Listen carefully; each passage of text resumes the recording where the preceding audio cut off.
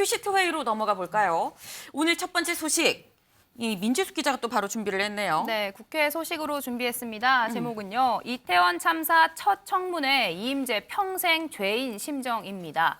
오늘 오전에 이태원 참사 국조특위 청문회 1차 청문회가 열렸습니다. 소방경찰 지휘부의 미흡한 상황 대응에 대해 여야 의원들의 질타가 쏟아졌는데요. 업무상 과실치사상 혐의로 구속된 이임재 전 용산경찰서장이 증인으로 나왔습니다. 현장 영상 먼저 보고 오시죠. 유족분들께는 정말 경찰서장으로서 참 죄송스럽고 참담하고 평생 그런 어떤 저희의 심정을 사겠다는 말씀을 여러 번 드린 적이 있습니다. 네, 오늘 청문회 신청된 증인 숫자 44명이었습니다. 그중에서도 방금 보신 이임재 전 용산경찰서장과 네. 김광호 서울청장의 투샷이 가장 이목을 끌었었는데요. 이 참사 당일 경비기동대 지원 요청에 대한 사실 공방이 오늘도 이어졌습니다. 이 조은희 국민의힘 의원이 이 서울청의 경비기동대 투입 요청했지만 인력 부족 이유로 받아들여지지 않았죠? 라고 이렇게 이임재 전 서장에게 물었더니 네. 이임재 서장이 고개를 끄덕이며 그렇다라고 대답을 했거든요. 네. 이걸 들은 이 김광호 서울청장이 맞받아쳤습니다. 저희 서울청에서는 교통기동대 외에는 요청받은 바가 없다. 지금까지 나왔던 사실 공방이 오늘 한 번 더 반복이 됐습니다. 오늘 청문회 자리에 송병주 전 용산경찰서 112 상황실장 등 7명은 이 구속과 건강 악화를 이유로 나오지 않았는데요. 네. 이 국회에서는 이중 특수본 담당자 2명을 제외한 5명에 대해서 오후 2시에는 반드시 출석하라 동행 명령장을 발부했다고 합니다. 그렇군요. 아니 오늘 지금 증인만 40명이 넘는 그런 상황입니다. 근데 오늘 나온 이 증인들 중에서 어제 저희 MBN이 단독으로 보도를 했었죠. 이 참사 당일 술자리, 이 술자리의 당사자 남화영 소방청장 직무대리도 여기 있습니다. 네. 이 남 전 직무대리는 여기에 대해서 해명을 했을까요? 결론부터 말씀드리면 아직 해명이 나오지 않았습니다. 네, 소방청장 자리는요, 이태원 참사 전부터 비어 있었죠. 네. 그래서 이 남화영 직무대리의 역할이 그만큼 막중했었는데 네. 저희 MBN 단독 보도에 따르면 이 참사 당일에 남 전 직무대리는 이 보고를 받은 뒤 53분 뒤에야 이 구급차를 동원했다는 사실이 알려졌습니다. 그럼 이 시간 동안 남 전 직무대리는 무엇을 하고 있었을까요? 알아보니까 자택에서 간부들과 술자리를 하고 있었다고 합니다. 네. 이 술자리를 하다가 참사를 파악했다 이 사실도 논란거리지만 이 당시 날짜가 봉화 매몰 사고가 있었잖아요. 네. 구조단이 가동 중이었기 때문에 이 날에 술자리를 했던 것 자체가 부적절했다 이런 지적이 나오고 있습니다. 네, 아직까지 이 남화영 직무대리가 뭐라고 답을 하진 않았습니다만 지금 현재 오후 3시 25분을 넘어가는 이 시간에도 현재 이 국조특위 청문회가 지금 진행이 되고 있는 만큼 이 뭐라고 해명을 하는지도 좀 지켜봐야 될 것 같습니다. 근데 이수아 기자, 오늘 보면은 이 청문회에서 유족들이 또 강하게 좀 항의하는 이런 모습도 있었어요. 네, 일주일 전이었나요? 그때도 국조특위가 있었는데 이때도 한번 유족들의 항의로 정회가 됐습니다. 네. 나중에 다루겠지만 이 신현영 의원의 논란 때문에 이게 정쟁 자리냐 아니면 진상 규명 자리냐라면서 이 유족들이 분통을 터뜨린 건데요.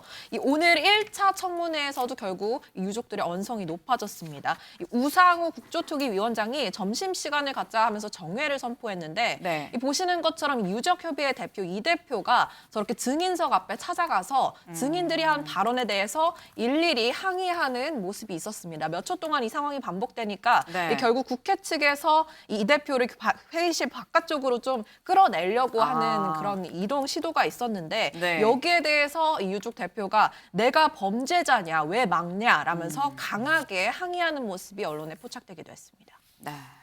이 유족들이 지금 사실 국조특위가 하기로 45일 동안 활동을 하기로 했습니다만 예산안에 걸려서 사실 실제로 국조특위가 시행이 되고 활동을 한 지는 얼마 안 됐거든요. 그런 점이 또 답답한 일부분이 또 아닐까라는 생각이 드는데 이수아 기자, 그럼 사실 유족들의 이 답답한 부분 연장을 해서 더 풀면 되는 거긴 한데 연장 논의는 오늘 없었나요?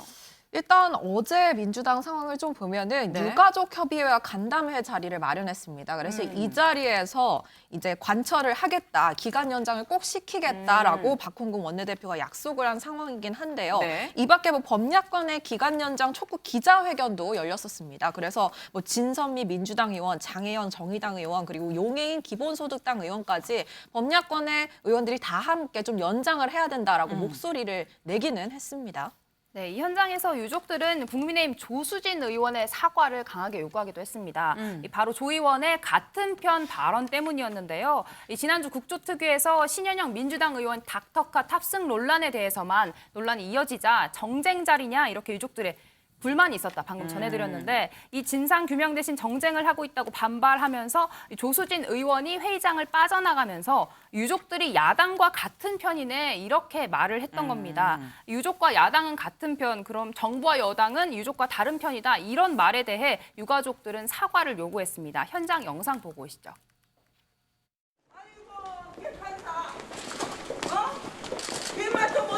놔주세요. 제가 알아서 갈게요. 그리고 언론 여러분의 역할이 중요한 겁니다. 아 진짜 비겁하게 넘어가지 말고 얘기 좀 해, 얘기 좀. 가기 도망하다니. 이편 저편 그런 말들이 국회의원의 입에서 나온다는 게 정말 경악을 금치 못하겠습니다. 저희 유가족들을 다른 편이라고 표현을 하셨습니다. 쓴소리를 하면 다른 편입니까? 지금 뭐 이 편 저편, 니 편 내 편 지금 이런 발언이 나왔다는 거에 대해서 지금 유족들도 굉장히 좀 이 강하게 반발을 하는 비판을 하는 그런 얘기인 건데 임경빈 위원님. 네.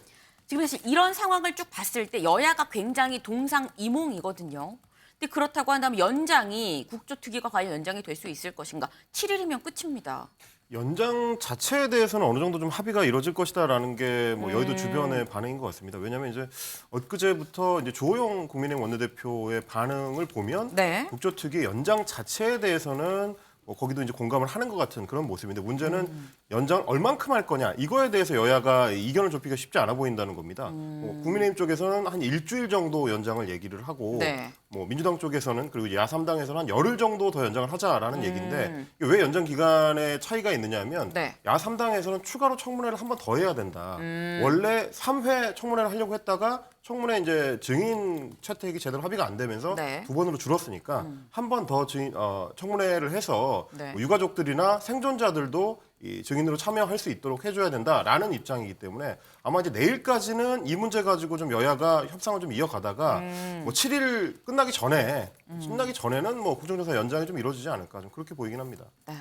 연장은 할 것 같지만 연장을 대체 며칠 동안 할 것이냐 이 부분을 두고 약간 좀 삿바 싸움이 있을 수 있다라는 말씀을 지금 주셨는데 지금 이 국정조사 뭐 7일이든 열흘이든 일단 연장을 좀 더 논의가 진행이 될 부분이 있어 보이죠. 그런데 특수본 이 경찰 조사는 거의 다 끝난 것 같습니다. 민지숙 기자. 네. 근데 이 특수본 조사가 윗선에 대해서는 좀 혐의 없다 뭐 이렇게 결론이 나는 것 같아요. 그렇습니다. 이 특수부는 행정안전부와 서울시 같은 이 상급 기관들에 대해 책임을 묻기 어렵다 이렇게 잠정 결론을 내렸습니다. 이 근거는요 재난안전법의 규정과 취지에 따라서 그렇다는 건데요. 이 법의 근거에서는 직접적으로 재난대응 의무를 지는 건 기초자치단체다라는 겁니다. 그러니까 광역단체인 서울시에도 책임을 묻기 어렵고 그러니까 그 상급 기관인 행안부에도 책임을 지우기 어렵다 이런 설명입니다. 지금 뭐 사실 이 윗선이라고 해서 책임을 지는 주체 가장 좀 논란이 됐었던 게 이상민 행안부 장관이었었는데 그럼 이수아 기자, 네. 이 이상민 행안부 장관은 그대로 가는 걸로 결론이 나는 걸까요? 일단 윤 대통령의 얘기를 들어보면 책임을 없는 사람을 어떻게 책임을 묻냐라면서 개각설을 일축했습니다. 듣고 오실까요? 엄연히 책임이라고 하는 것은 있는 사람한테 딱딱 물어야 되는 거지 그냥 막연하게 뭐 다 책임져라. 그거는 현대사회에서 있을 수 없는 일이에요. 그러니까 좀 정확하게 좀 가려주시기를 좀 당부하겠습니다. 네. 네, 그리고 어제 있었던 이 국무회의에서는 당분간 개각은 없다, 소문에 흔들리지 말라라면서 대통령실 안팎에서는 이 발언을 두고 이상민 장관의 유임을 기정사실화한 거 아니냐라는 해석이 나오고 있습니다. 그러나 야당에서는 뭐 이미 이 장관의 해임 건의안 카드는 썼죠. 하지만 탄핵 카드가 남아있기 때문에 이것을 두고 계속 가능성을 언급하고 있습니다. 박홍근 원내대표 얘기 듣고 오시죠. 이번에 개각은 없다고 하니 이상민 장관은 계속 가려는 걸로 지금 보시죠. 만약 실제 그렇게 한다면 저로서는 이제는 국정조사를 마치고 나서 이상민 장관의 또 책임을 묻기 위한 그런 저희의 이 입장을 분명히 밝히고 경찰 될까요? 수사 끝나고 국정조사 끝나면 스스로 물러나는 게 가장 좋습니다만은 안 된다면 저희는 강력한 어떤 파면 요구를 다시 할 거고 그게 안 되면 그 다음 단계는 결국은 국민의 뜻에 따라서 우리는 뭐 탄핵이라도 저희는 할 수밖에 없는 상황으로 갈 것이다. 네, 윤 대통령 과거에 이 할로윈 참사에 대해서 얘기하기를 책임 있는 사람한테 딱딱 물어야 되는 거 아니냐라고 했었던 이 발언에 비춰봤을 때 지금 특수본 조사 결과에 윗선이 이 혐의가 없다라고 결론이 났으면 안 묻는 거 아니겠느냐라는 생각이 좀 드는데 장혜찬 이사장님 지금 뭐 개각, 연초 개각 없다라고 그러니까 어제 얘기를 했거든요. 그럼 이 얘기는 결국은 이상민 장관 같이 간다 이렇게 해석을 할 수 있을 것 같아요. 그럴 것 같습니다. 일단 특수본 수사 결과에서 행안부나 서울시 차원의 별다른 혐의를 발견해내지 못한 것으로 현재까지 언론 보도가 나오고 있고요. 네. 그렇다면 국회에서 진행되는 이 특위가 참 중요한데 국정조사 과정에서도 야당에서 지금 이상민 장관의 책임론에 대해서 국민들이 다 동의할 만한 명백한 증거나 과실을 아직까지는 입증해내지 못하고 있거든요. 그렇기 때문에 최근에 여러 여론조사를 보게 되면 이 조사 과정을 지켜보고 결정해야 한다고 생각하는 분들이 참 많은 것 같은데 네. 결국 국정조사 특위라는 이 여러 가지 의혹을 검증할 수 있는 어떤 기구가 생겼음에도 불구하고 네. 이게 명확하게 이상민 장관의 과실이나 책임이 있다는 부분을 입증해내지 못한 경우에 이상민 장관 무조건 물러나야 한다고 주장하는 게 과연 어느 정도 국민 동의를 받을까 고개가 좀 갸웃거려지고요. 박홍근 원내대표가 만약 탄핵안을 발의하게 되면 네. 헌법재판소 판단을 받게 됩니다. 그런데 이 국수본의 수사 결과 혐의가 없는데 헌재에서 헌법상 직무수행 무리가 있다라고 판단할 가능성 대단히 낮아 보여요. 만약 이 탄핵안이 기각되게 되면 네. 그때는 또 여론의 역풍이 무리한 탄핵을 추진한 민주당에게 갈 수도 있는 부분이라서 민주당도 말은 이렇게 하지만 막상 탄핵안을 발의하고 추진하는 데는 상당히 신중한 고민이 필요할 거라고 생각됩니다. 지금 이 이사장님 말씀을 들어보면 결국 이 이상민 행안부 장관도 그대로 가고 이 야당인 민주당도 탄핵안을 현실적으로 발의하긴 쉽지 않지 않겠느냐 뭐 이런 말씀을 지금 주신 것 같습니다.